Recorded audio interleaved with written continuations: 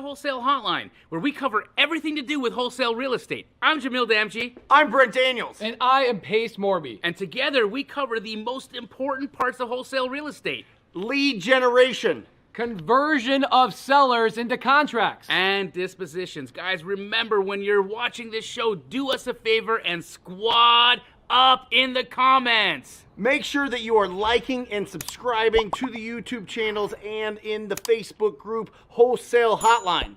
Most important, we want to know we're doing a great job for you and helping you build your business. So go give us a review on iTunes and or Spotify. So squad up and enjoy the show. Testing.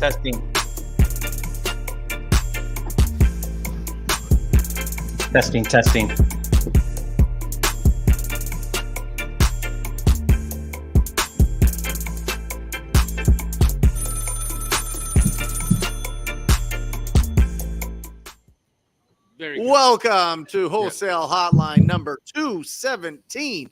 I am Brent Daniels, Mr. TTP, Mr. Talk to People, joined by my man. What's up? The king of wholesale. Fresh off of the biggest real estate event ever. It did feel like that. Yeah, it was. Hard to put into words just how powerful the summit was. You know, there was, of course, our homeboy here, Mr. Norton showed. Jerry Norton. He did an incredible job. Thank you. Grant, I had no idea was like really a stand-up comedian who just does real estate on the side. Yeah. And Donald Miller did an incredible job sharing with us. You're talking about Grant Cardone? Yeah. Well, he hilarious. did like a bit? Dude, I had never realized how funny he is. Like he got on the stage and made us laugh for an hour, but delivered incredible content at the same time. I mean, he's Grant, you know, so he cussed a lot and did Grant things. Yeah, sure. But he killed it. Like he was so on the money with the things that he was talking about. I was thoroughly engulfed in what he had to say. And then, you know, of course, Vina brought the heat. She did a great job. And Cody Sanchez, holy moly. Like this, I never met her in person before. Yeah. So it was the first time that I got to A, meet her, and then B, listen to her perform her talk live. Holy crap, dude. Like that woman is next level. I wouldn't be surprised. I wouldn't be surprised if in like 15, 20 years she was running for president.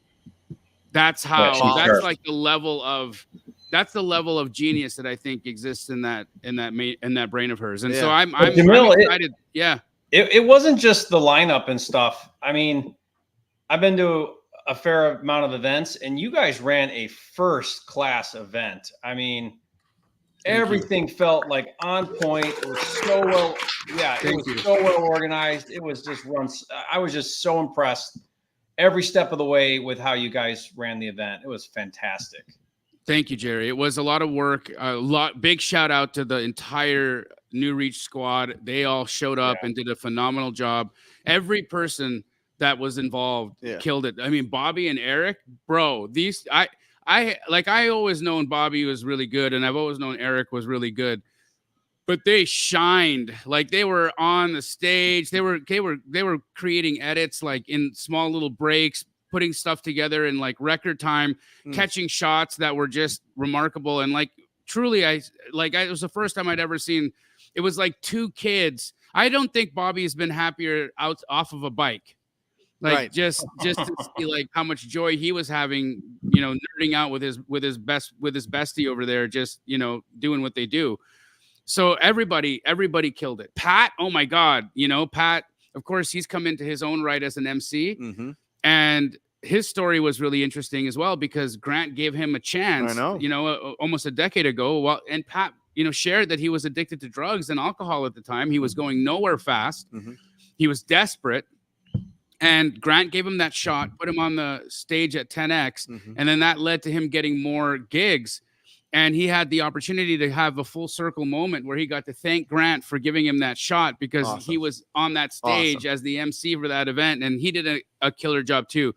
All in all, man, I'm so happy that it went the way it went, but I feel like the folks who missed it, missed out. What was your presentation on? You personally? I did a couple and then of Jerry, things. I'm going to ask you the same thing, but so the first presentation I did were 6 life lessons I've learned over 45 years of getting my teeth kicked in, and what I took from that. Sure. Right. So it was very vulnerable, very personal piece, and I shared a lot of some of the trauma that I had been through over the last little while, but how I saw the silver lining. And still, from 10,000 feet, you can find so much grace in the problems that you're facing on a day-to-day basis, right? You have to see how everything connects when you look at it from distance. Yeah. And then you actually see that there's so much love and so much guidance that's happening for you. And oftentimes things that hurt, they're painful in the moments that you're living in them, but they lead to greater and more opportunity for you in your life if you have faith and if you're moving in that direction and you don't let yourself fall apart and let the wheels fall off. Yeah. The second presentation I did was on deal lenses. So looking at different deals through different perspectives and how to monetize what would normally be an unmonetizable deal. Mm-hmm. And then we went into scale. So I talked about the ways that we hire, how we select candidates, how we pay candidates, some of the pitfalls of certain types of compensation methods versus others. When is a good time to hire? Who should your first hire be? Mm-hmm. Really looking at what the overall goal is for an operation, and then using that as the framework on how to build a team. Yeah.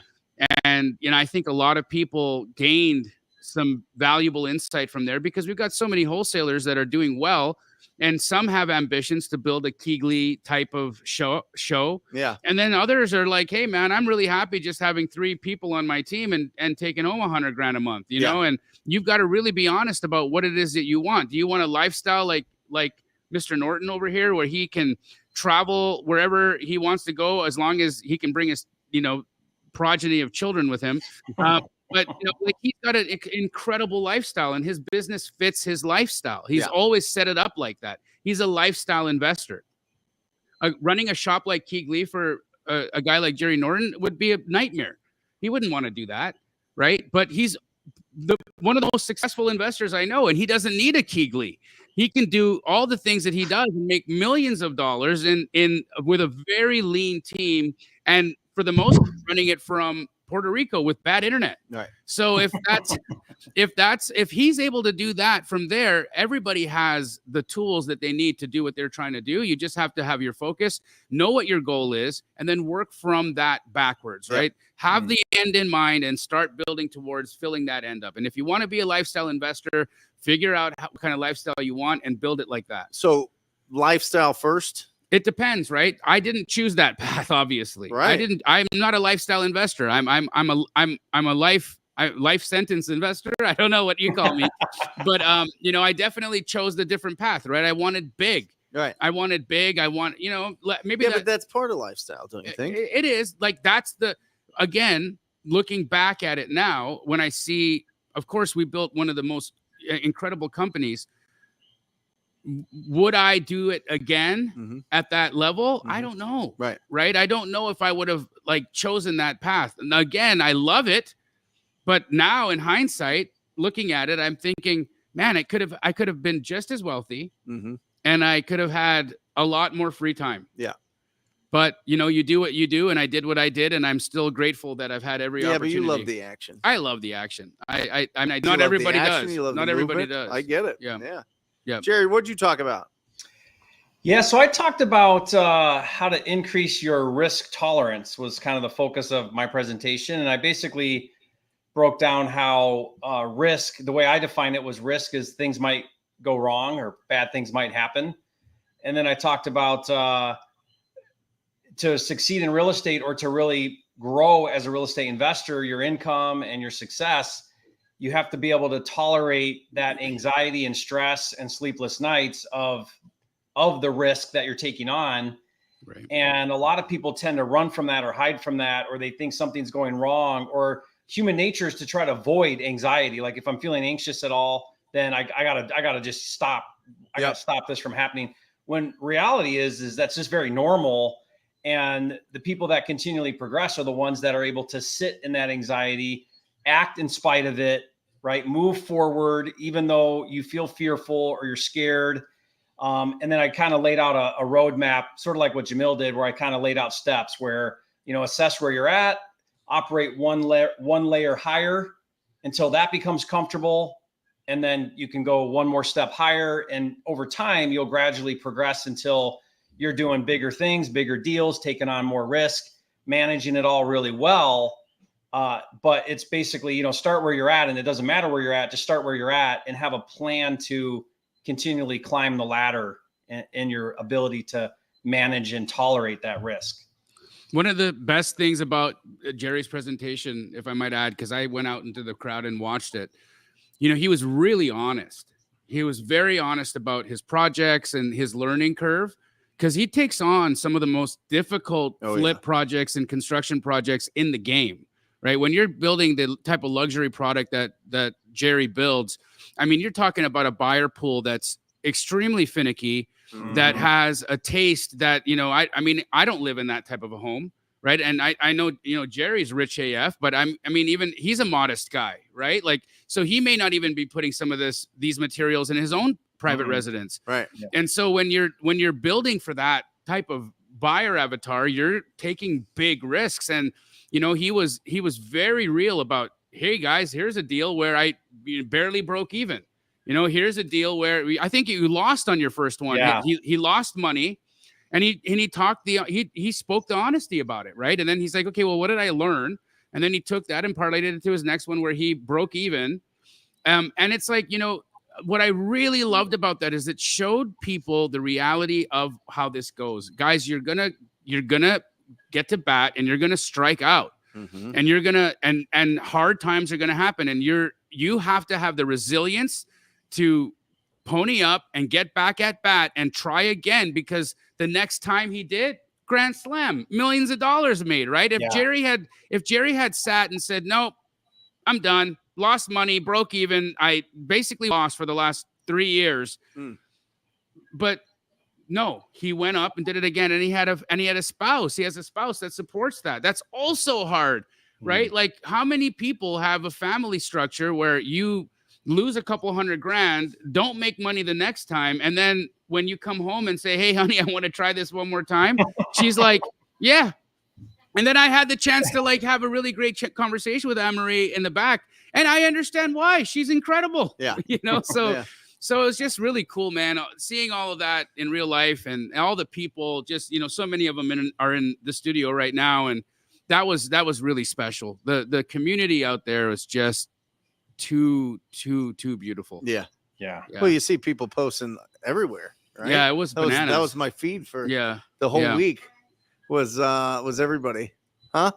We missed you guys. Yeah, big time. You have to be at the next one for sure. Yeah, for sure. Well, are you guys doing live events now?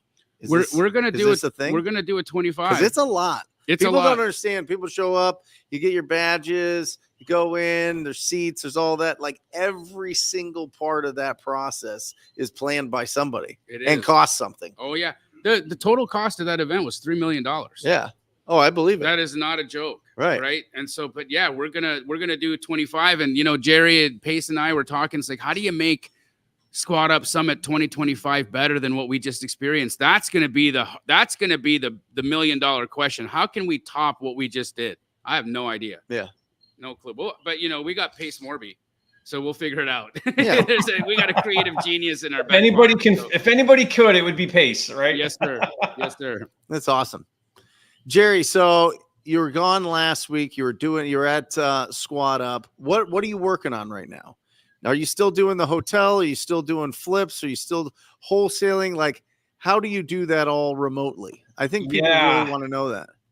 Yeah, I mean, strategic partners is a big part of it, right? Good operator, good team. I do, like Jamil said, I do have a very small team. I've got a handful of partners that do a lot of the heavy lifting in my wholesale business, so that's awesome. I have an operator that oversees my flips, so I have a handful of regular, like, everyday type of flips that we do.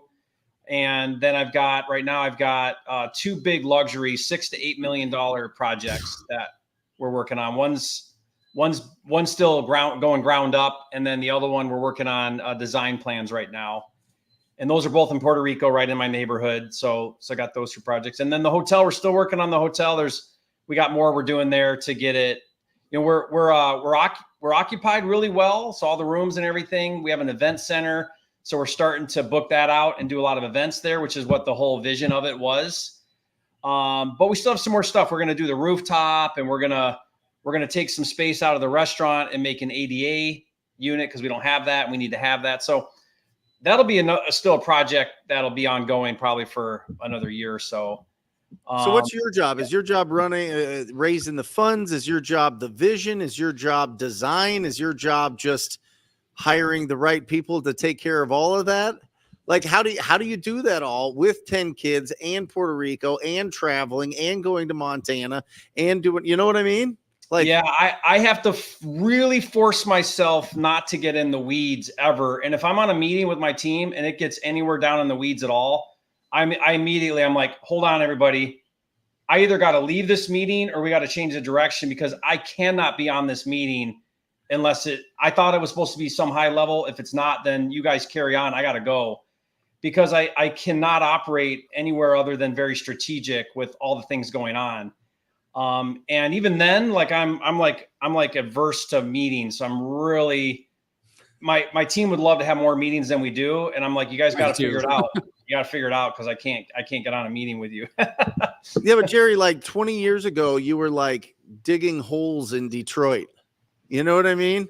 Yeah. Like, how the heck do you go from digging holes in Detroit to being like, I can't meet with you people. I've got too big of visions. I'm not saying, but you know what I mean? Like, how do you hire people that are going to follow you as a leader? And second of all, like, how do you make sure that each project's going to be a winner? Yeah. Well, I mean, the answer is so boring, Brent, and it's just like really slowly over 20 years. You know, like, it was funny because I told that story Jamil went over where I talked about how I broke into luxury, and it was like a 10-year window from, you know, kind of getting up to like the $1 million price point. And then those couple of deals I did at the 3 million price point, that was like 5 years of no money, lost 200,000, broke even. So like 5-7 years of not seeing anything, but just still working at it, trying to learn from it, doing a little bit more. And so, you know, it's like a slow, tedious grind at it. Not what most people want to hear. No secret ingredient. You know what I mean? Just no shortcut to success. I mean, yeah, 7 years, bro, of nothing coming in and operating at a loss. There's not a lot of people that would be able to stomach that and then keep going. 7 years? 7 years, bro. Yeah. And unfortunately, I was still doing normal size deals, right? So it wasn't the only thing, but that model was, it was a long time. And, you know, I doubted myself a lot on it, but, you know, I never looked at this. I never looked at this whole thing like, you know, I'll be successful if I have fill in the blanks, this much in the bank or whatever. I just kind of felt like the whole thing was just, how do I learn? How do I grow? How do I get better? And as long as I'm out of my comfort zone, then I know that'll happen. Yeah. So as long as I just stay slightly out of my comfort zone, then I know I'm moving in a new direction. And, you know, one thing I didn't say, Jamil, that I wanted to say, or if I could do it again, I would say, is that after a while of operating slightly outside your comfort zone, that then becomes the comfort zone. Yeah. Well, then if you're comfortable, then you know you're not growing anymore. And then that's uncomfortable. So like, if you're not sort of in this space of anxious, stressful, a little bit of sleepless nights, that has to become your normal. And when that becomes your normal, then you're just growing and developing and getting better all the time. But, you know, most people they're trying to avoid that rather than embrace it. That's a big truth, man.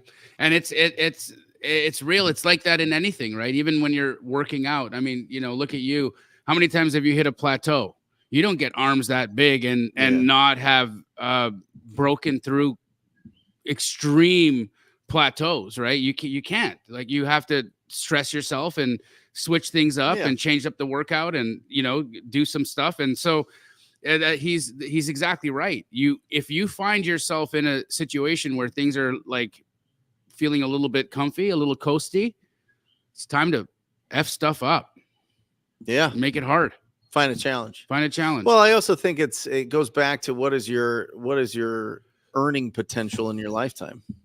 You know what I mean? Or whatever kind of potential you want. Maybe it's a physical potential. Maybe you want to do an Ironman or a marathon, or you want to do something like that, or participate in some sort of competition or whatever else. But how do you I don't know. I feel like sometimes it's hard to balance it all. You know what I mean? I feel like it's hard to balance all the things that you want to do physically, and all the things you want to do with your family, and all the things that you want to do with your business, and all the things you want to do with your friends, and all the things you want to do with whatever, giving back or volunteering or whatever, wherever your faith directs you, so to speak. You know what I mean? Yeah, I 100% agree with what you're saying and know exactly what you're talking about. It was actually one of the things that I brought up in the talk was our patterns. Yeah.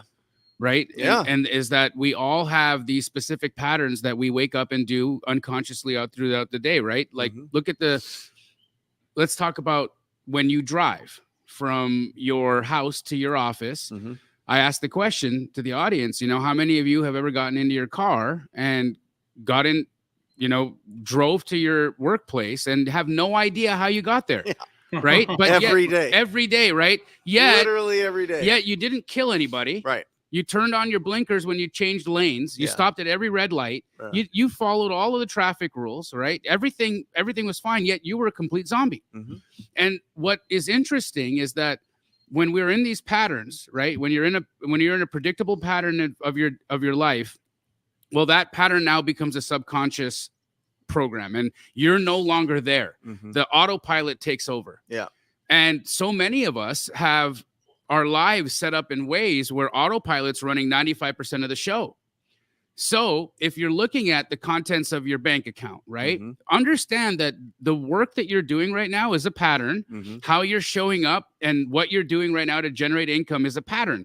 And that is reflected in how much earning you have and what kind of money you've made. Your body is the result of a pattern, from how you're moving to the way that you're eating, all of that. And so if there's something that you don't like, then find the associated pattern that you have around it and make a micro change in the pattern. Have a pattern interrupt. And it doesn't need to be something that we do in this big dramatic fashion where it's like, I'm going to change everything about me right now, because that's probably going to fail. Unless you just had like a rock bottom moment and you have to like split the seed and become something different, right? But if you look at your day, and the best way to understand what you value is look at your calendar. Look at your calendar. So many of us have, when you ask somebody, what's your why? And they give you all these things, right? They say all these things and they say, okay, show me your calendar. Pull up your phone. Let me see your calendar. And you look through a 30-day period, and none of the things that are on the why list end up on the calendar. And then so you wonder, wait, is this all just a dream? Are you full of crap? Are these things that you're saying are your why? Is that real? It doesn't look like it by what you're doing every single day. And that's a big aha moment for folks, right? It was for me. It's why do you think I'm going to Canada every month to go see my kid for an entire week? Why? Because I realized that I was saying, and I was delivering to myself in my mind the story I told myself, the story I told the world about my commitment as a father wasn't lining up with what I was doing. So it had to change. Because if I want to be an authentic person, if I'm truly what I say I am, and if I'm going to show up the way I say I am, be the dad I say I am, then I better be the dad that does that. Yeah. It's just that, look at your calendar. And last, one of the funniest things about us is that if you want to know like the contents of how you think and how you feel, see what's coming to you. Yeah. What opportunities are presenting themselves to you? What people are calling you? What people are showing up into your life right now? What circumstances, what things are being drawn into your experience right now? That's a reflection of what's going on inside of your mind and inside of your emotions. And so again, if you're finding failure, if you're finding people that are just there to waste your time, if you're finding rejection, if you're finding a lot of loss and disappointment, well, there's a chance, it's actually better than a chance, it is obvious that the way you're thinking and the way you're feeling and the things that you're doing on a day-to-day basis right now are the attracting forces that are bringing this into your life.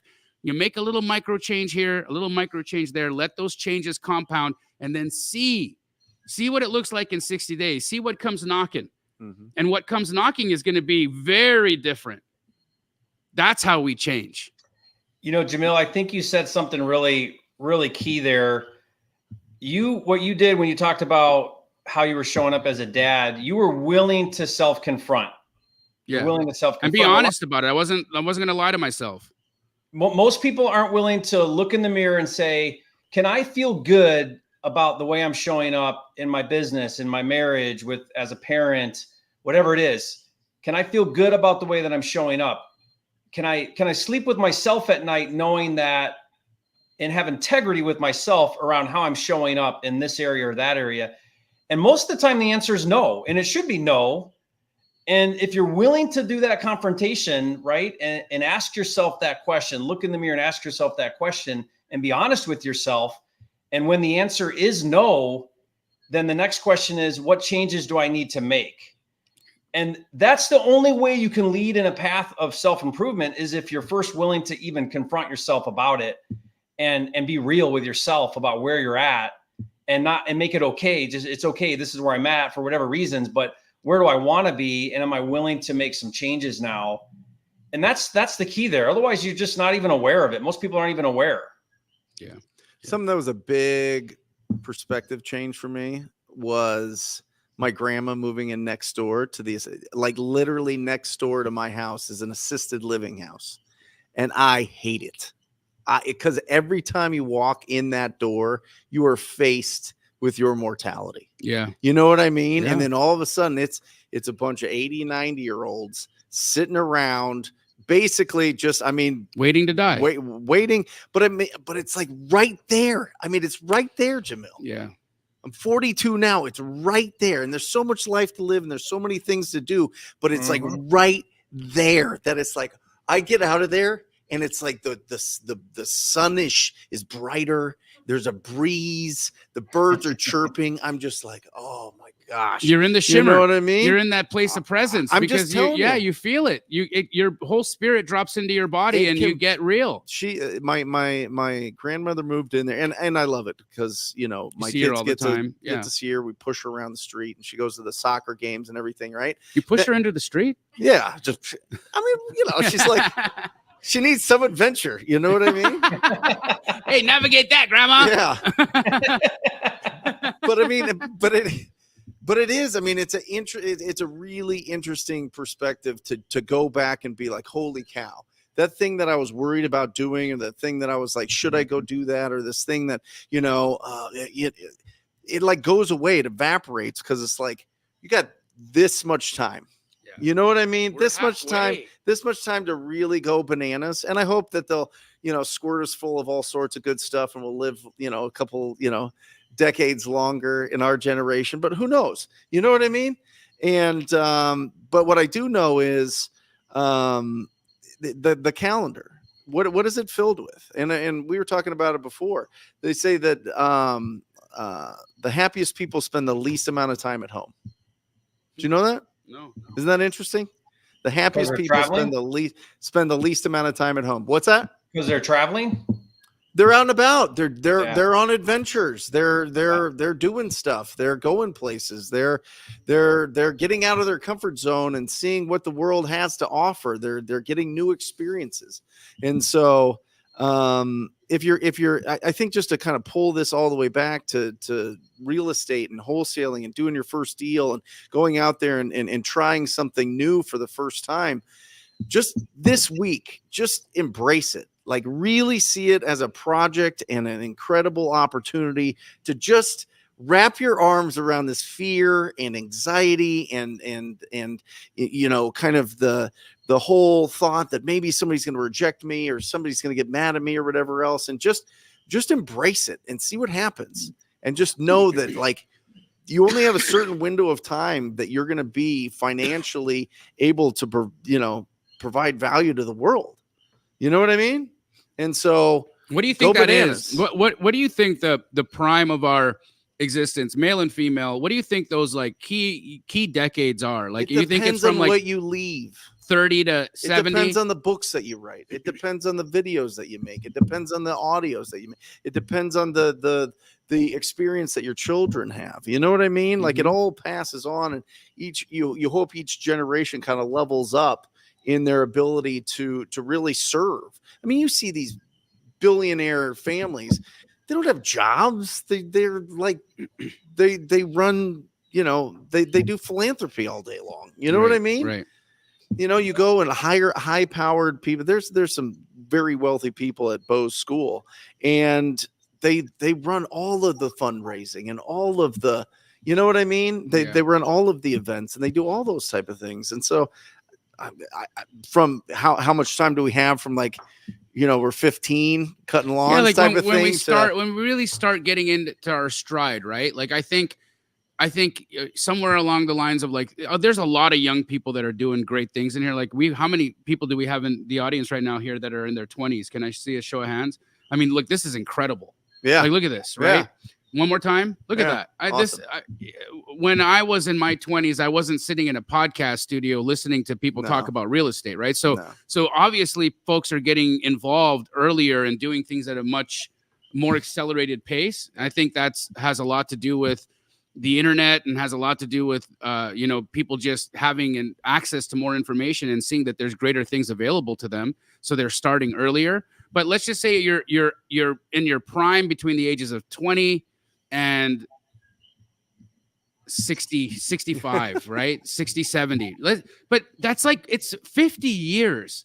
It's not a long amount of time. No. And of that, there's going to be so many years spent building, and you're going to make mistakes, and you're going to have failures in that, right? So you might only have a 10-year run of magnificence and greatness. So you better get to flipping work, because you got to start making your errors so that you can get to the good part sooner than later. What do you think, Jerry? Yeah, I look at it like 3 phases. The first phase usually is income. So you're very driven on income. Then you move into lifestyle. And then hopefully you move into impact. Yeah. So income, lifestyle, impact. And the sooner we can move through those phases and get to impact, then the more of a difference we make in our own lives and in the lives of others. Because impact means now you're looking at your legacy, you're looking at what you can do and bring to the world for the sake of others. It moves away from you to others. And so for me, I want to be moving more and more into the direction of impact and less about income and lifestyle, right? And you're doing it. Yeah. What's working for your business, Jerry? How you finding deals right now? Well, I'm really excited about this new model that it's been around forever, that everyone knows as wholesaling. I've been calling it take down, where you take it down. It's kind of the analogy I like to use. And I think in the next year to 2 years, we're probably going to move away from the traditional wholesaling to actually just buying and reselling, taking it down and reselling. So I'm doing a lot with fundraising right now. I'm working with a lot of lenders, PML and hard money. And I'm even looking to start my own fund for like 60-day, 90-day money, like short-term money. It's not rehab loans, and it's not transactional funding. It's kind of that little sweet spot of 60 days. And I just really am excited about it, because the more I look at it, because I've always done that model, but just not front and center. Yep. But the more I look at it, the more I realize we typically make 2 to 4 times more than traditional wholesaling. And life is a lot easier because you don't really have a dispo department now. You know, you use agents to resell it. You get away from all of any kind of regulatory or licensing issues. That all goes away. So I'm just pretty excited about it. And that's going to be kind of a big focus with my kind of short-term wholesale strategies that I'm working on. What markets are you going to be focusing in doing that wholesale model, Jerry? Well, so we're doing it already right now with like my key partners in, 6 or 8 markets. So we've got a bunch in the works right now. Which markets are those? So 2 in Florida, the Orlando area, and the Panhandle, the Gulf side, Tulsa, Oklahoma, Tacoma, Seattle, Washington. Which ones am I missing? Knoxville, Tennessee, and am I missing one more? Maybe one more. But You yeah, doing anything in the Midwest or Michigan or any of those? Yeah, Michigan too. So I've always done Michigan because I'm from there. So I've always done deals there. So yeah, we'll do it there as well. Really, I want to do it anywhere. The key to this is it works with anything because you're reselling on the MLS. So it doesn't matter really what type of property, because the MLS is going to get you probably the highest paying buyer, right? Because it's the MLS. But it works really, really well if it's a move-in ready type of property. So the perfect Are you doing property some for mini this, rehabs then, and just getting things financeable and kind of cleaning stuff up? yeah, And what's your average budget on a deal? This is incredible, Jerry. I want to kind of dive in if you don't mind. Apart. I want to know how he's raising funds. Yeah. How are you, like, what are you assessing a property like that makes a good opportunity for a hotel? What's the maximum kind of rehab that you're going to allow for? How are you finding the contractors in these remote markets?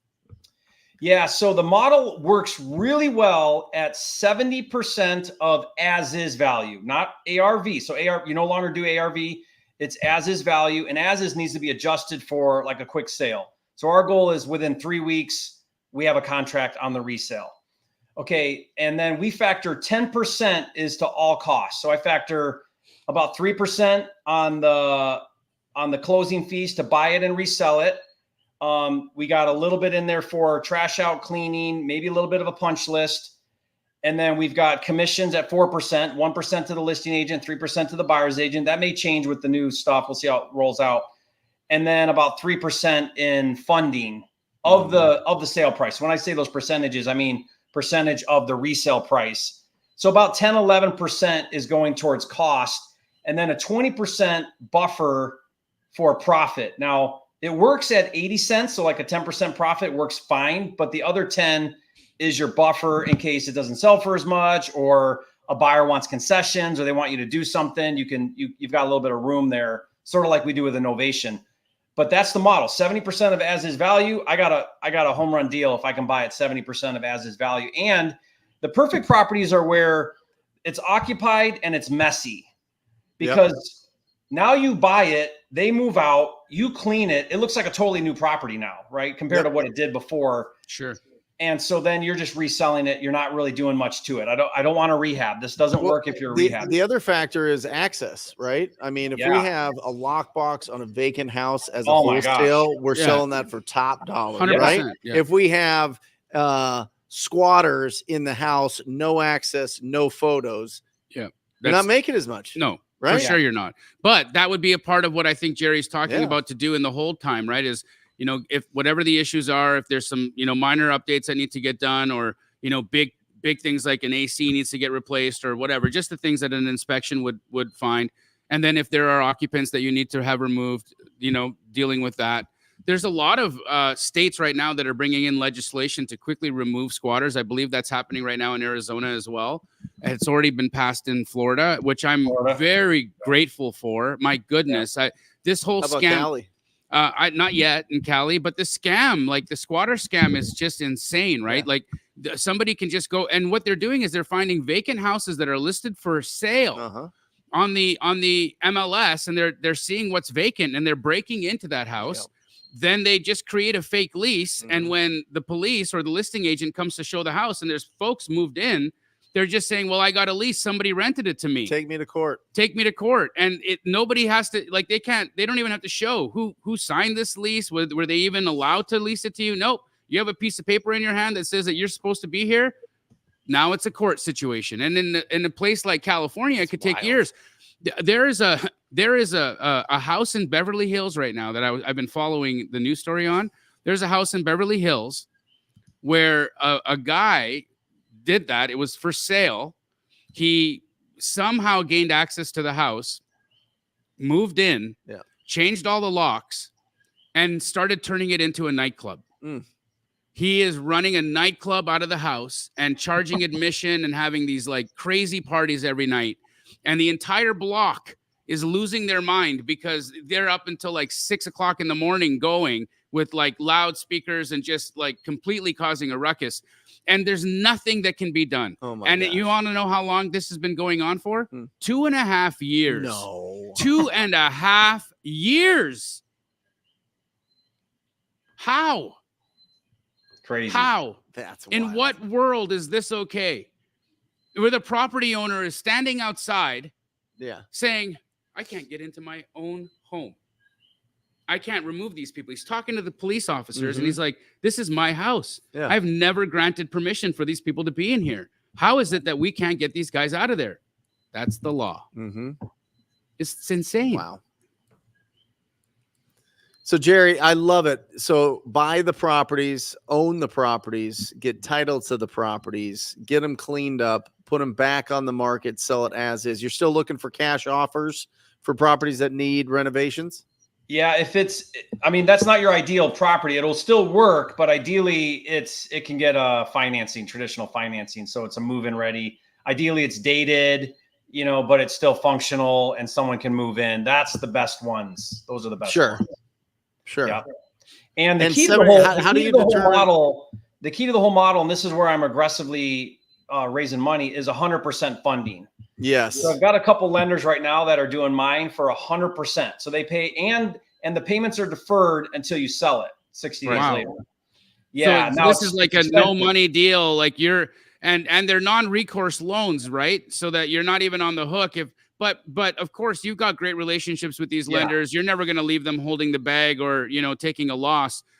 Can you unpack for the listeners, Jerry, how did you make these relationships with these lenders, and how are you fundraising your private money lenders to do these types of transactions so that people can see if they can do the same thing? Yeah. Well, first of all, if you have a mindset that funding is not available for you, you got to get that out of your head like right now, because it's not true.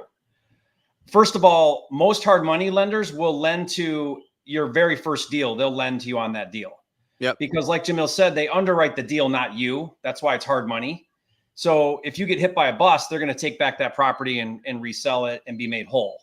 So it's less about you. So you got to get that out of your head right away. It's more about the deal. So the better the deal, the easier the funding. Right. So I just tell people, if you're looking for funding, just get an amazing deal, and the money is always there. I tell people this all the time. I've never not gotten funding for a good deal. Right. Now, I've gotten funding for a bad deal, right? But I've never not gotten the money for a good deal. Someone's going to give you the money. And so hard money or asset-based lending, they'll lend you 80 to 90%. Now, to push the 90%, typically they want to see that you've done a few transactions, like, you know, lending home, which they're in all 50 states, hard money lender. They want to see 5 transactions in the past 2 years, and they're going to ask you for HUDs. That's not that much. I mean, so if you're sort of still new, 5 in 2 years is not a lot of deals that you could show and get you from 80 to 90. But at no experience, your very first deal, you can get 80%. Well, where's the other 20% come from? That's where I bring in private money to cover the other 20%. So now I've got 80% of the capital needed from hard money. How are you securitizing the 20% private money lender as a second deed of trust, or what's that? Yeah, second lien position. And now they're at risk some, right? Because they're in second position. But if I'm buying right, there's still equity in the property. And that's what I tell them. I say, look, we're still protected by equity. You're not in first position. You're in second position. And if they say, well, I'd like to be in first position, I say, great, then you fund the 80%. And well, I don't have that much money. Okay, well, that's why your 30 grand or 40 grand or 50 grand is in second position, because you don't have enough capital to be in first position. So, you know, deal with it. And I don't say it quite like that, but that's the gist of it is, and I have a ton of investors that are, my favorite PML is a self-directed IRA. What's a PML mean? Private money lender. Yeah, sorry. Private money lender is PML.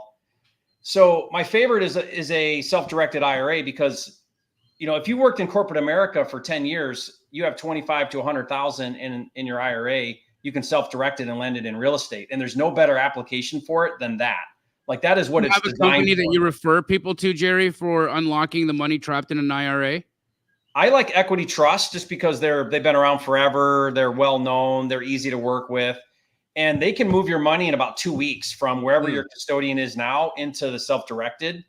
And then it's really simple. You give them loan docs and they look it over, and then they wire the funds, and, you know, you're off to the races. So there's a few steps there, but I do a lot of my deals with 100% funding, and I'll just bring in 2 different lenders, hard money and private money, merge the 2 together. And there I am. I'm all in on a deal. What I'm working on, what do you give them? What do you give your lenders for their participation? Are you giving them 50% of the profits? Are you giving them an interest rate? What's that look like? So you could do debt or equity. Equity would mean there's some type of partnership there. Debt is just interest. And here's what I do. If a private money lender has under 100,000, I borrow at 8%. If it's between 100,000 to 300,000, I bump it to 10%. If it's over 300,000, I bump it to 12%. And I do that to incentivize my PML to give me more money. And they always do. Right? Because they get a higher rate now if they give me more money. What are some rules to follow with respect to raising money from, private money lenders? Because I know there's a lot of people here that would love to do it. And there's a lot of people like that are lenders that might have access to cash. Like I know the Trainer brothers are rich AF, right? But how did they protect themselves? Like I've been in it, for instance, I just recently got an email from the people that I had done a deal with on multifamily project here, a syndication here in Arizona. And all the money's gone. It's all gone. I was just given like 2 days ago told, by the way, all your money is gone. And here's the other thing. A lot or? Oh yeah, it's $250,000. Here's the thing. About a month ago, these same guys called me and were pretending that everything was okay, looking to raise more money. They were trying to raise more money, and then not 30 days later, send me a letter saying that it's all gone bust. And now I know that some of the people that they worked with, they bit on that second call, on that cash call. And so when they did a cash call, I didn't bite. I was like, no, I'm not giving you any more money. But some people did. And they used that money to live on. Right. And so what are the rules? Like, what can you spend the money on? What can't you spend the money on? What's going to get the windbreakers at your door and put you on American greed? What's not? How do you protect yourself from these fly by night shops that come in and took my $250,000? And I want to, every part of me wants to just name names, but I'm going to hold myself back from doing it. But these guys are clowns. Yeah, well, choking on. I know. I'm so mad. Yeah, geez. He's choking, man. A couple thoughts around that with private money lending. If you're going to do private money lending, it's more about the operator number one, right? Like you want to underwrite a deal and understand what you're lending on and make sure that you're protected with the assets. You want to make sure you have a lien position. You want to make sure you understand that equity position in the deal. You want to do your due diligence on the deal. Every deal needs to stand alone. So even if you've worked with an operator and you've lent them money a bunch of times, and when operator, I mean the investor that you're lending money to, right? Yep. But the operator to me is more important than anything, because if they have a track record and you trust them and they know what they're doing, then even if they do a bad deal and they strike out, they're going to make you whole. So I've had deals that didn't win, but I've always made my lenders whole. I mean, right? Because that's just how I roll. I'm never going to leave a lender hanging, because to me, it's not their 100,000 or whatever number it is. It's that money on this deal, the next deal, and deals for 10 more years to go. Right. So I will write a check to a PML no matter what to make them whole. Because I got a reputation to uphold, all the things. Right. So it's very important that you lend to an operator that you feel really good about. I have some PML and they'll be like, hey, Jerry, you're offering me 8%, but I went down to the RIA last night and there's guys there that'll give me 18%. I'm like, okay, but good luck. Yeah, zero of 18% is still zero. You know what I mean? So don't just look at that. And I think a lot of people make mistakes by doing that. They chase after a higher rate with a less qualified operator, and you can get into trouble that way as well. And then everything's just got to be on the up and up. Get a lender's policy, make sure the lien gets recorded, all the things that you want to do if you're going to lend on real estate. And always securitize against the property, right, Jerry? Don't do promissory notes like that kind of lending. Unless you are, again, I mean, there's all kinds of different structures on lending, right? And unless you really know the person or you feel really confident about what they're doing, I think, what is your risk tolerance, or what do you guys think about lending on a promissory note? Yeah, no, I would never lend on a promissory note. You have no recourse. If they get hit by a bus, you're out, right? So I want it tied to an asset So remember, the promissory note, if in real estate we have the deed or the deed of trust or the mortgage, depending on what state you're in, that securitizes the asset to the promissory note, right? You got to understand how that works. And keep in mind, if it's a 1-to-1 loan, if Brent lends me $100,000 for a deal, then Brent and I can work out a deal. We can do some paperwork and we can do a loan.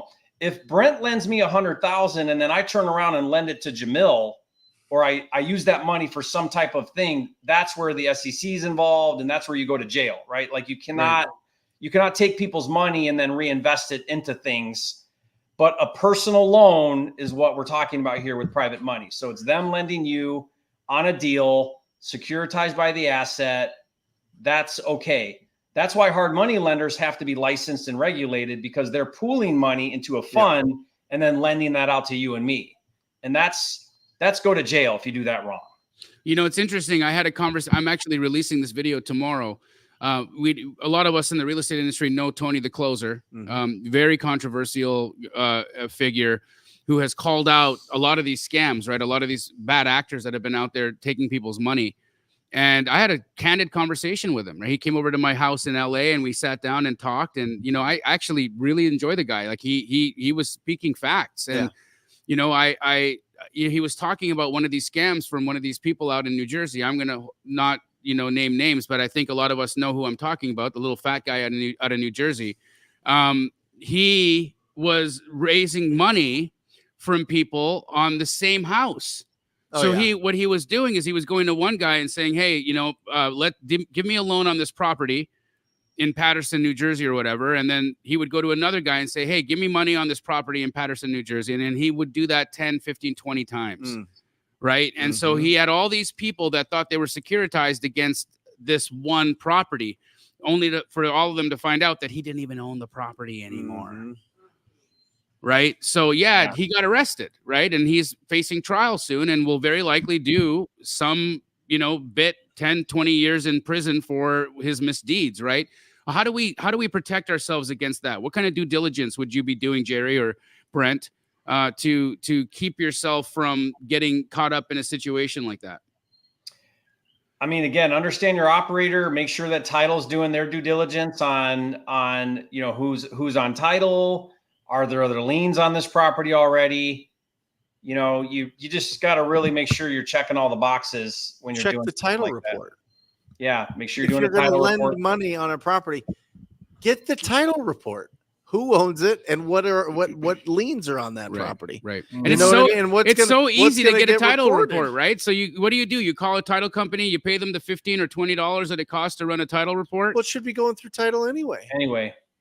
Yeah, so because they're going to do a lender's policy. You go through title. You guys hearing all this? Anytime you do a loan, you record the loan at title. You make this an escrow. Yes. Then you pay the title fees. That's why they were invented. Yeah. I mean that's that and to sell us insurance for them doing their job correctly. That's a great racket. It is. That's a really good money there. But I think that's a great piece of advice. You know, going to a title company and making sure that when you are when you are lending money as a private money lender, that you're recording this correctly and that you're getting a third party neutral. Now, what if the investor? Same with raising funds. I mean, guys, if you really want to do it right, make sure that everything goes through the title. If it's a document that is getting an autograph, the title company needs to see it. You know what I mean? Yeah. Like this isn't willy-nilly. Make sure that they all see it, and it's going to keep you protected. Now, when I did that $250,000 investment into the syndication, it didn't go through a title company. There was an attorney involved. Sure. And I, of course, had my attorney look over the document, and he's like, "Yeah, I mean, it looks okay if you trust these guys." And I'm like, "Well, it's the first time I'm doing business with them, but they came highly referred by people in the industry here in Arizona." But again, it's interesting, right? Because I called some of those people that were friends. And I'm like, hey, did you guys hear about this company going belly up? I thought you had done business with them in the past. And, you guys were great friends and all the things. And, I kind of did I invested based off of your vouching for them. Mm-hmm. And then you find out, oh, well, we hadn't done a deal with these guys in like 5 years, but the deal that I did with them went really well. So even when you're getting referred somebody, you still want to ask, how long ago was it that you guys did business together? What did that relationship look like? When did it end? And how much did you make? And, how are you securitized? And what did it look like? I think that this is really exciting to talk about, honestly, Jerry. And you and I have had these conversations because you look at the future landscape of wholesaling. There's going to be licensing. In some states, they're just going to say no, but they're not going to stop you ever from flipping houses. You know what I mean? I hope not. I hope I never live in a world where that happens. No. Sometimes they put deed restrictions on based on who's selling you the property. But for the most part, if you figure out how to find really great opportunities, you should be able to find the funds to close them. And as soon as you close them and own it, just put it on the market. But if you think about it, like I think about this all the time, why do we do a novation? Or why do we even do an assignment of contract? Why do we do that? Because we're trying to transact without actually having to buy the property and without actually having to come up with the money to buy the property. Let's say that money was no object, like you just had so much money that it didn't matter. Would you do an assignment or would you buy it and resell it? You would buy it and resell it every time. Every time you would, because you'll make more money doing that. Because now you can go on the MLS, it's vacant. Yeah, but Jerry, there's costs involved. You got title and escrow 2 times. You've got real estate agents. You got to get insurance. You got to maybe turn on the utilities. There's way more steps. I think they're really minimal. Restrictions. I think they're really minimal, and I think you make 2 to 4 times more money doing it that way than you do doing an assignment. Because think about it, when you do an assignment, you got to take that deal to another investor and you got to leave enough meat on the bone for them to then go do a bunch of stuff and make money. When you go retail and you go straight to the MLS, you're finding the highest paying buyer in the market now. So you're going to get a lot more on the back end for it than you will. As long as you can, as long as it's financeable. Right. Because we sell a lot. I've outperformed the MLS so many times, Jerry. I mean, I'm not saying this is to toot the Keegley horn, but we have. We've outperformed. We've taken houses that were sitting on the MLS and had no action on them, taken them off the MLS, let it sit a little while, and then went and resold on to our buyers list and and sold it immediately. I'm telling you, we're like 30%. We close the deal right now, because we have a lot of post-possession stuff and people want their funds and they want to be able to move within 30 days. So we'll just close it. Good deals, right? We negotiate them well. We'll close it, get them out, and then we'll sell it not on the MLS. We're selling it to your database. Buyers list. Yeah.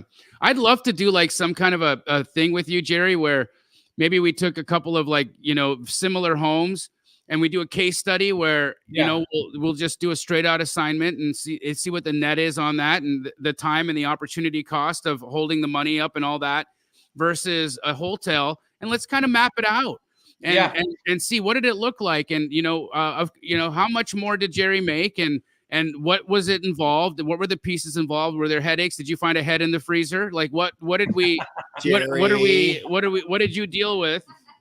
You are right though. Like, by the way, guys, I didn't just throw that in there for shock value. Jerry actually did buy a house, closed it, went in and opened the freezer and found a head. I never told you. I heard the rest of I found out who did it and stuff. They came out with like a report on it. Oh, are you able to share?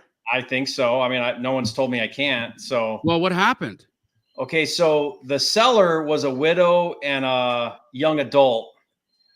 And they approached the kid and asked him point blank, of course they're going to investigate. And apparently the chopped off head in the freezer was a homeless guy that lived in town. I saw this. Yeah. Yeah. And the kid said, yeah, I stabbed him and cut off his head. I killed him and cut off his head. Like he just totally admitted it. And the interview with them, the detectives, is disgusting. Oh yeah. Goodness. Oh yeah. He's like, yeah. And Jerry, what did you have to do? Like, was there any more involvement from you owning the house? And no. Did you end up getting a head on that deal? I got a head. Yeah. Yeah. Can you give me? Proud of myself for that one. How to get ahead in real estate? Yeah. Yeah. That's your next book, right? That's it. That video would go viral on YouTube. Should we do it? Do Absolutely. That's wild. Crazy. Yeah, but I'll tell you, Jerry, here in Phoenix, we've tested it both. We've tested putting it on the MLS and putting it out to our buyers. But I will tell you this, if you put it on the MLS, I think that you're going to hit home runs way more often than just the list. You know what I mean? Yeah. Because how do you get around the shenanigans of like, you know, I mean, because, well, I guess you don't have to then sell it with the same wholesale restrictions, like no inspection period and like you're probably going to sell it more like a traditional deal, right? Where you're going to give the buyer an inspection period. They're going to bring traditional financing to the table. No, you're shaking your head with a big frown. Tell me more. I'm putting right in the comments, as is no inspection period. Wow. And see who offers. And you've had offers. Yeah. Yeah. Oh, yeah. Yeah. Listen, if you have a smoking hot deal, it's not hard to sell. Yeah. You know what I mean? So people understand what it is. It's usually people that buy our wholesale deals with 5,000 non-refundable. What I'm telling my partners right now with it is, if we can't make double double on a takedown than we do on an assignment, if it's not at least double, just do the assignment and be done with it and move on. It's got to be double or more.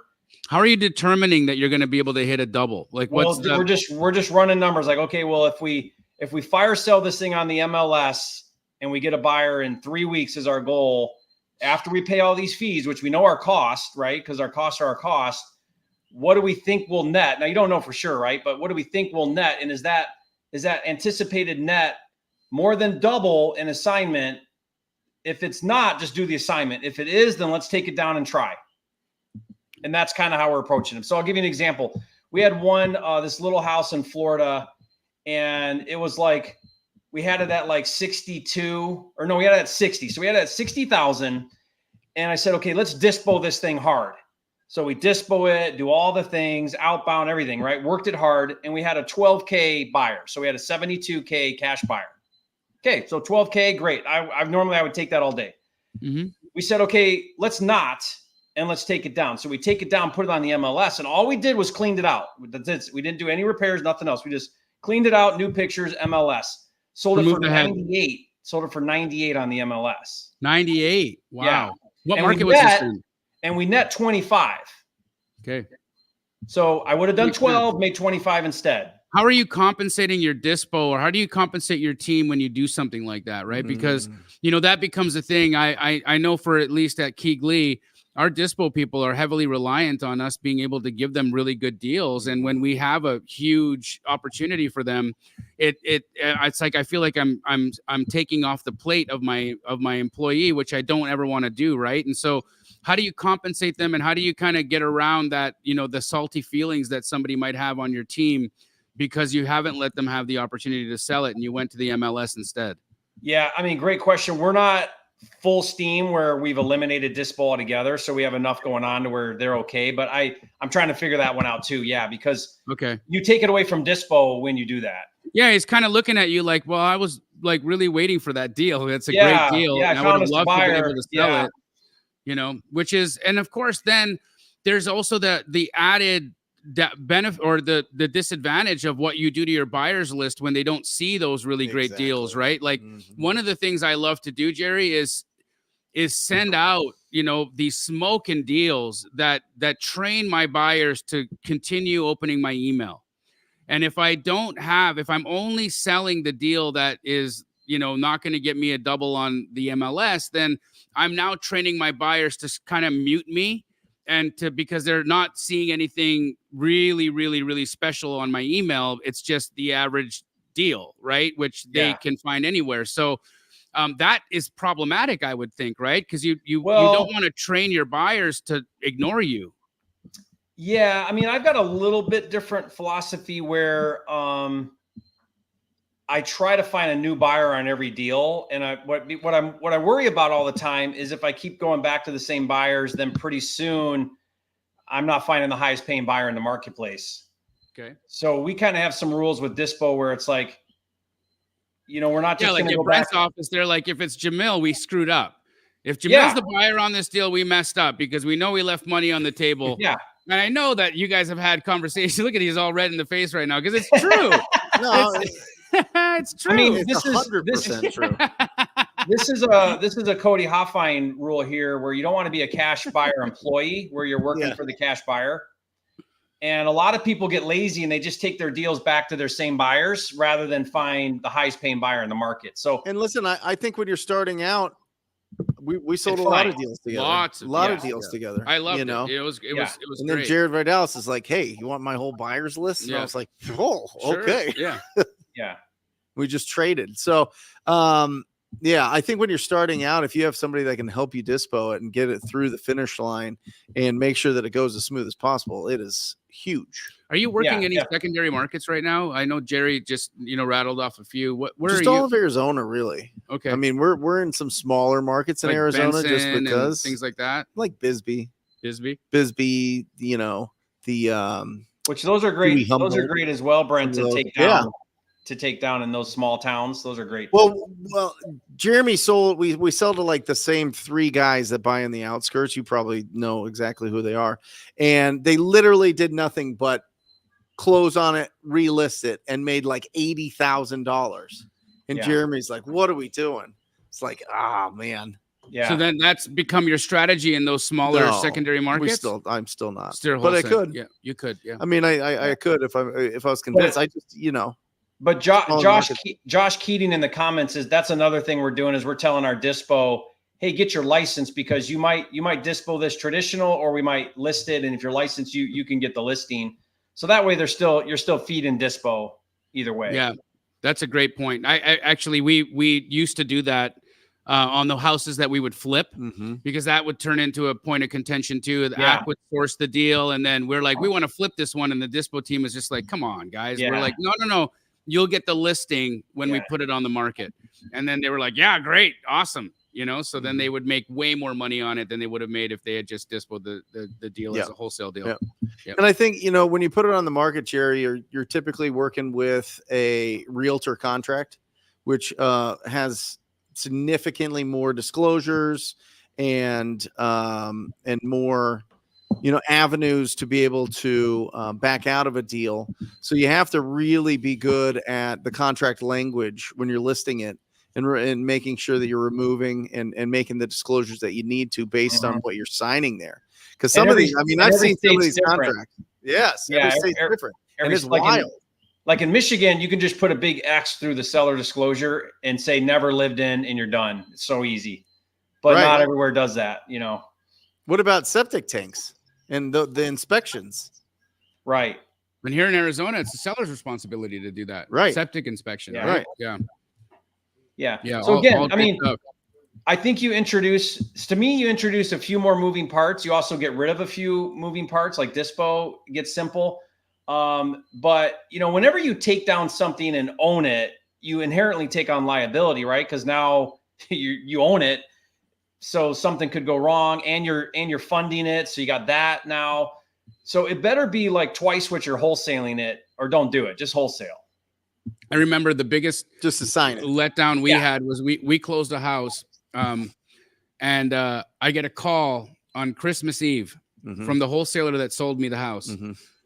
And he's like, hey, sorry to call you. It's like 11 o'clock on Christmas Eve, right? Oh my gosh. I'm in Aspen with the family. Nice. And he says, yeah, I don't know how to say this to you, but we just closed on that deal yesterday. Thanks, by the way. Yeah, it's on fire right now. I'm like, what do you mean? He's like, well, the seller just called me and he said, your house is on fire.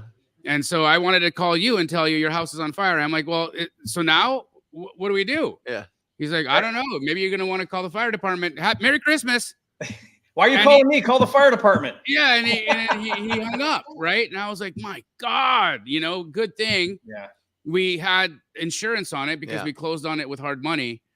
So they make you get an insurance policy, but like that would have been one of those deals. If I had funded it in cash and I could have just like slipped the mind of getting the insurance that day. Always. It happens all the time. Always. Yeah. Right. And the day after close, the thing catches on fire, and it actually didn't catch on fire. We had a arsonist in the neighborhood that was, actually, we ended up flipping that house on the TV show, and we talked about it because he came back while we were doing the renovation and set the house on fire again.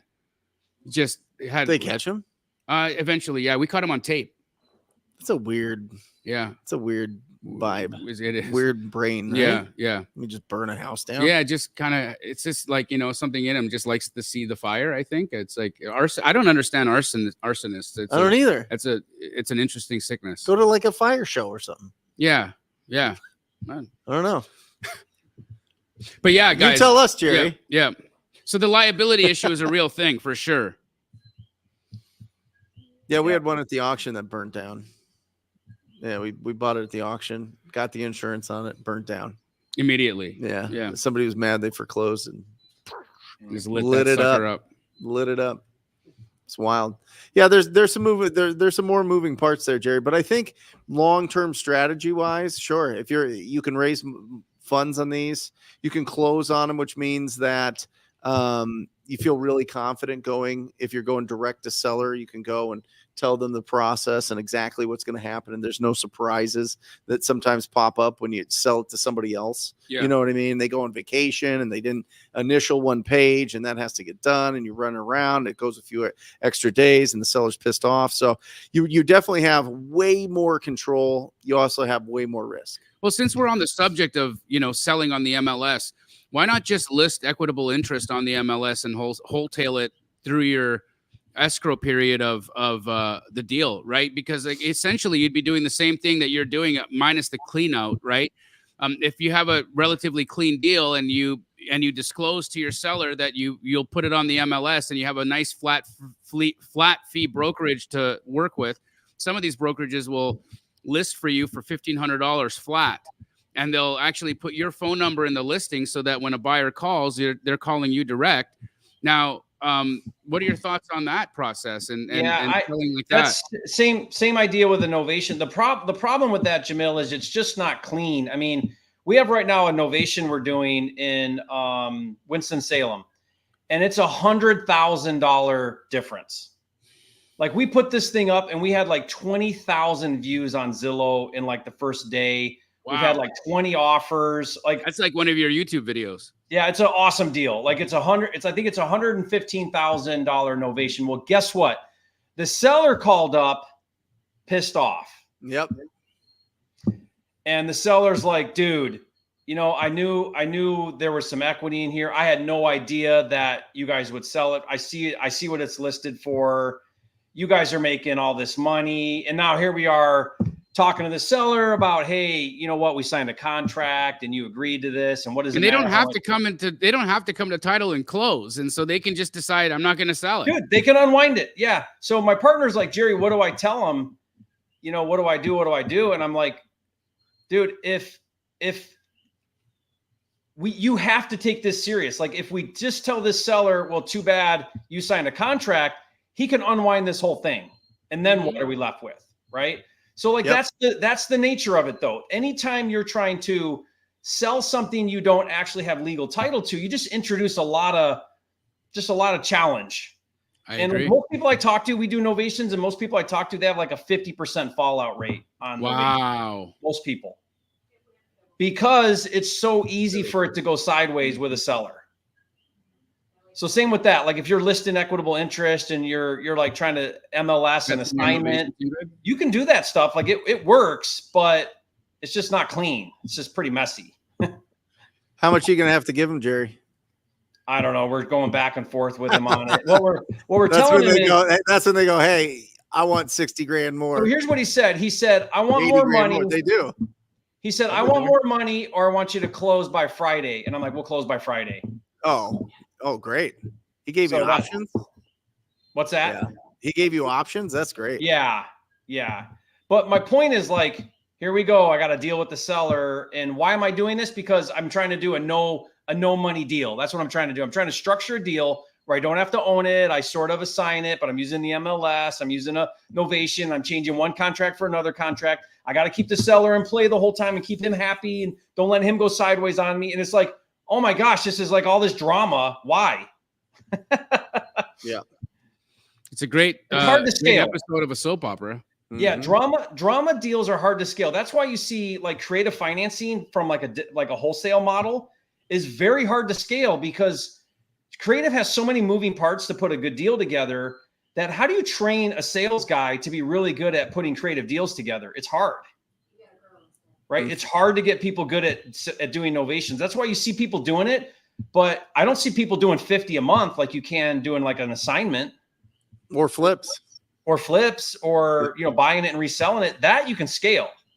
Yeah, I guess it depends on the training of your departments and like how skilled the people are. I mean, Ingrid's in our audience right now, and she's really heavy into creative finance and is very eloquent, I imagine, in how she's pitching her situations to people. And I imagine that you're pretty successful at that. But how does Ingrid get 5 Ingrids? Come up here? Yeah. And I love Ingrid. It's hard to get 5 Ingrids that know how to put creative deals together on your team. Hey, Ingrid. Hi, Jerry. Amazing job at Squad Up. It was awesome. Glad to be part of the Owners Club. Yeah, me too. You're not wrong, Jerry. I also think that we're trying to hire from the wrong pool of people. Mm-hmm. I think if you actually go after other agents and teach them about creative finance, I think you're going to have a higher look. Getting your license is a filter, right? And in my opinion, if you're going to go after other agents, I think that's where you're probably going to have a certain character that is going to be able to speak to creative a little bit better. Awesome. Why? Because they had to be studious enough to pass the damn test. Sure. But 2, they understand contract law. And at the end of the day, creative finance is so much to do with contract law. So now, Ingrid, let me ask you a question. You got your sales guys that are doing the low cash offer, and then they somehow need to recognize, oh, this actually would be a great creative deal. I'm going to put a different hat on now. And now I'm going to approach this deal from the creative perspective. I just don't see that guy wearing the 2 hats. It's either that guy would not wear the 2 hats. So I think the approach is, and at least this is how I've been able to leverage myself, is there's these people who only have those cash hats. And so when they needed to take it to tier 2, right? Tier 1, like cash, tier 2 being creative. That's when they reach out to me. And so I'm closing deals because I'm that more elevated pitch that requires just a little more sophistication. That's how you do it. You hand it off to your creative specialist, and then they structure the deal rather than your acquisition guy. But it's not so much of a hey, I'm scaling a creative opportunity or a creative wholesale operation, but we're using creative financing as a strategy to wholesale when it's appropriate. Yep.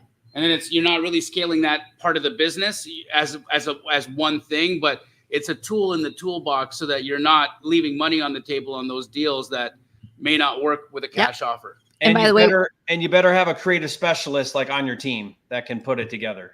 I don't think they need to necessarily be on your team. You could leverage those of us as an exterior person. I'll give you an example. There's a team out of Chandler. They've sent me like 4 deals. We're under contract for 2 because they didn't know how to pivot into that creative conversation. So they came to me. What kind of deals?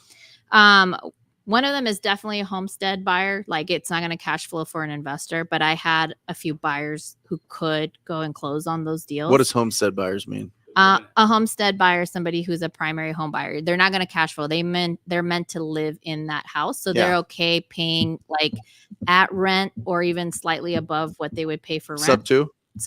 Right. Now Ingrid, are they JVing with you then on that deal? Yep. Okay. I have a couple of creative, I'll say predetermined agreements where our goal is to get them anywhere from 2 to 5K, because otherwise these would be like trash leads, right? They wouldn't do anything with them. So 2 to 5K is better than nothing. You pay them 2 to 5K if you put a deal together. Correct. Mm-hmm. And then who's the dispo? Who ends up with the deal? Well, I'm the one. I do a lot, but yeah. So you'll dispo it as well.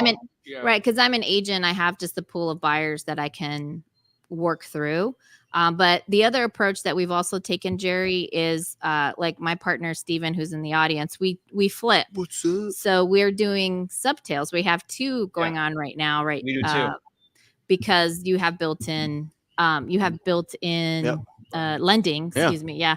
And so those are a lot more easier to raise against because you're just raising against the gap funding, right? Like the actual fixing of the house. And then we go to market on those. Yeah. Mm-hmm. Yeah. And then I lean on him to manage those deals. Yeah. You just sell them cleanly, or are they going to take over the loan? No, we take over the loan. So No, I mean, once you sell it as Oh, a no, no. subtail, they're getting their own, they're getting paid off. yeah, they're getting their own. Not every time, but yeah, most of the 90% of the time, it's just a clean listing. So it's a subtail. So let me make sure I'm following you, Ingrid. I get a deal. I can't make it work on a low cash offer. I bring it to you. You structure a creative and help dispo it, and you'll pay me $2 to $5 grand for bringing that lead as a JV deal or whatever. Yep. Mm-hmm. Got it. Are you ever going to lenders and asking them to refer you loan turndowns? Because there's so many buyers out there who are being denied lending or denied a mortgage, but they're qualified buyers. I mean, they have the finances, they've got the, the appropriate income to be able to afford. Do you have some kind of a funnel where these lenders are sending you their turndowns? I talk to lenders, I talk to agents, and I even talk to construction crews, because a lot of them have really amazing Latinos that work for them and have down payments, which are called enganches in Spanish. And then I follow up with them like, hey, do you have anybody in? Now, is like citizenship or any of that ever an issue? Like, so long as they have an I-10 or a social security number. You don't even have to have a social security number. You can have an I-10. So if they're a legitimate 1099 worker, they should have an I-10. Yep. And that's all it takes. And it's actually way better for them, because the kind of lending products for I-10 folks, they require 20% down. Like, there isn't a program that requires less than 20%. Right. And most of our creative finance deal are generally between 12 and 15% down. And the goal is to make money on the down payment. And then if I'm wrapping it, then I make money on the wrap. Sure. So I'm arbitraging the existing mortgage. Yep. But if I'm not, then it's just a straight subto. Yeah. Awesome. I'll let you. Yeah, no, thank you. Thank you, Ingrid. You're the best. And that's the thing, right? You got to leverage, your zone of genius, or the people in your community's zones of genius. And there's so many really talented people in the sub-2 community that can help you. And so they're in the chat. So guys, again, when these opportunities present themselves and a cash offer is not going to work, reach out to a sub-2 homie, talk to the people and say, who's really talented? Reach out to an Ingrid, reach out to a Kevin Cho, reach out to these people that have their, that have cut their teeth in the world of creative finance and have been doing incredible things. And there were thousands of them at the Squad Up Summit, who are all, I talked to so many people out there, people doing incredible wholesale deals. Some of your students doing incredible wholesale deals, Pace's students doing incredible creative finance deals. It's just so, what was really interesting, Brent? The summit, they did a survey of the people who attended. Yeah. Normally when you have these types of events, what do you think the percentage of people in the audience that had done their first deal would normally be? Oh, 10%. Ours was 73. Awesome. Wow. 73% of the people in attendance had already done their first deal. Yeah, that's insane, right? So like that, the level of sophistication. Yeah, because in it's that not room, one of those events that's like, you're doing like radio commercials and all this other stuff that get a bunch of people in that are just barely. But I think the point though here's the takeaway that how I want to structure my business. When you look at like the flipping umbrella, you could do a low cash to assignment, a double close. You could take it down and resell it. You could do a creative wholesale. You could do an novation. You could do a fix and flip. Like I don't ever want to be a one-trick pony, and I want to be able to do deals the best way possible that fits my needs and fits the seller's needs. And if you're a one-trick pony, I think you're going to struggle in this business, because we pay so much money in marketing and the cost of running a business. You have to be able to wear multiple lenses or reach out to like an Ingrid or somebody that's got expertise. Otherwise, you're just going to burn through so many leads if all you're doing is a low cash to assignment method. You're only going to touch a fraction of sellers that you're spending money to generate. So I think you kind of have to learn. So start where you're at and learn the next one, or bring in experts around you. But I think you have to start to learn these other techniques. Yeah, I agree. I think, listen, a lot of the big companies that spend a lot of money on marketing, whether it's TV or pay-per-click or whatever else, they get most of their marketing budget paid for just by listings. By listing the property. You know, they have people on their team, they go 50-50 with the people that list their properties, and they'll just go, oh, it's in this beautiful condition, it's this and this and this. Okay, great. Here goes my listing agent. They may or may not know creative finance. Probably they don't, but it might just be a traditional listing that goes through. You know what I mean? Yeah. So I think that there's we really do that too. We list a lot. Yeah, I mean, there's really 4 paths, right? There's the cash as is, there's a creative offer, there's novation, and then there's listing. When somebody calls in, or when you're having a conversation with somebody about selling their property, you're trying to figure out which path is the best path for them to go down. Right. You know what I mean? Yep. And if you're just starting out, fine, do cash as is. It's the first level, like you were saying. Cash as is, cash. No, get creative. You know what I mean? Learn some of these, or find somebody that you can lean on that can bring in that expertise, so that you can squeeze the most out of all of your efforts, for sure. But remember, this comes down to having conversations and making offers every day. That's it.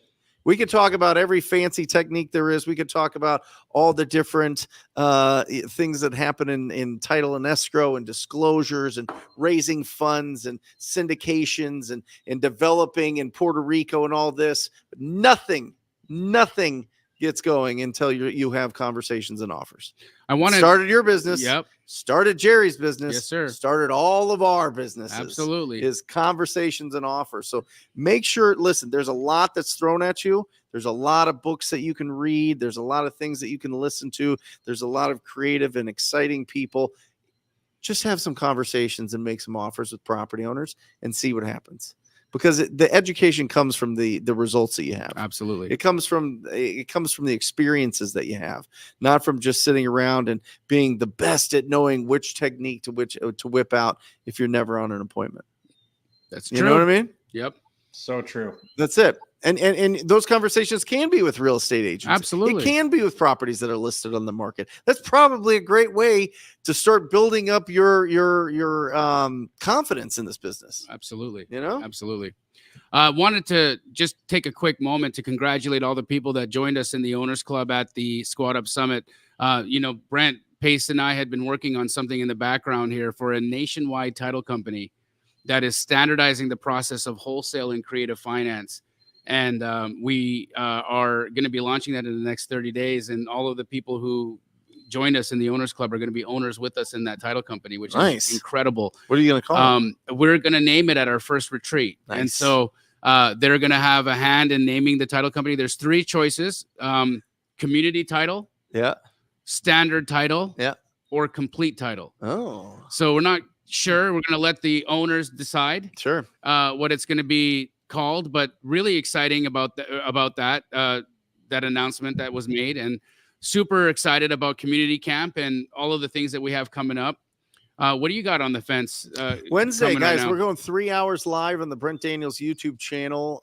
That is at 1:00 Eastern time to 4, or 10 o'clock Pacific Standard Time to 1. We bring on incredible guests. We really break down the process very simply so that you can take action and get the instruction that you need to find some great deals. So beautiful. I'm excited to bring the live show back. It's been put it on the shelf for about a year, figuring out what I wanted to do with it. And we have a lot of giveaways. We have a lot of games. It's a lot of fun. Awesome. Yep. Jerry, what do you got going on this week, bro? Man, I got a busy week. So tomorrow, I don't have the link up yet, but I'm gonna go live with my older boys, and it's gonna be really fun. I'm gonna be doing a challenge with them on helping them get wholesaling started. So I've got a whole list of I'm gonna walk them through like a challenge and map out for them. Okay, here's what you got to do, and to get your first deal, second deal, and so on. And so we're going live tomorrow, I think noon Eastern time. But watch for the link because I don't have it up yet, I don't think. And then tomorrow night, late, I'm doing a live with my wife, and it's sort of like the spouse's call, or like the family call. How can you, if you're the one that's not doing the business, how can you be a good support to your spouse that is? How can you not lose sight of like your family and your personal life, your home life while you're building the business? I think so important, man. So yeah, I think we important. sometimes neglect that. And so she's going to be coming on with me. We're going to be talking about that. So yeah, that's tomorrow night. So tomorrow's a busy day. Thank you for doing that, Jerry. You know, it's really such an important conversation piece. You know, I have been open about the challenges that I had in my family about, you know, not being everything that I could have been and should have been for my family while I was building my business. And unfortunately, things fell apart, you know, and I would hate to see that happen for others. I think it's an incredible thing that we do here in making money and building these incredible businesses, but we do it for the people we love. That's it. And if we end up doing all these great things and then we look up and there's nobody there, that's not a fun thing. Right. I've got Straight Outta Compton coming up on Wednesday. Again, Awesome. Thanks to everybody who joined us on Sunday for a great call. Bring your properties if you guys need help understanding how to determine value. I'll be walking through how I do that, why I think paying attention to the appraisal rules are the way to run when you are running your comps. So please join me on my YouTube channel at 1 o'clock on Wednesday for the next episode of Straight Outta Compton. That's it, guys. If you're not subscribed to each one of our channels, make sure that you get over there. Jamil Damji, Pace Morby, Jerry Norton, and Brent Daniels. We love you guys. We'll see you next week. Peace. Or just say squat up. So squat up and enjoy the show. Yeah. Yeah. Okay. 1, 2, 3. So squat up and enjoy the show. What are you doing? I didn't say that thing. Why? I don't know. I Okay. forgot. So squat up and enjoy the show. Cool. I think we should use the one where Jamil doesn't say anything.